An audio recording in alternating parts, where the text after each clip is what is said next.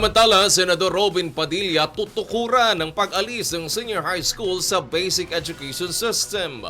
Umaabante sa balita, abante reporter Dexter Ganibe. Dex!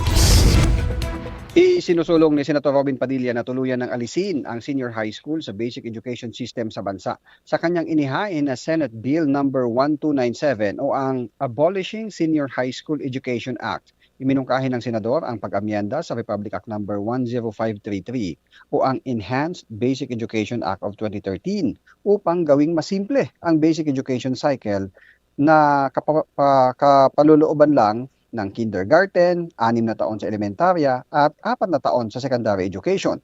Paliwanag ni Padilla, bagamat maganda ang hangarin ng K-12 program na iangat ang kalidad ng edukasyon at gawing globally competitive ang mga estudyante Pilipino, nanatilian niyang malaking hamon sa maraming magulang lalo na sa aspekto ng gastusin. Bukod dito, sinabi ng senador na pabigat din umano sa mga magulang ang dagdag pamasahe, baon at school supplies sa kanilang anak para sa senior high school.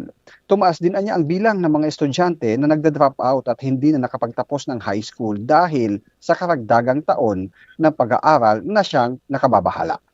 Ako si Dexter Ganibe. Abante.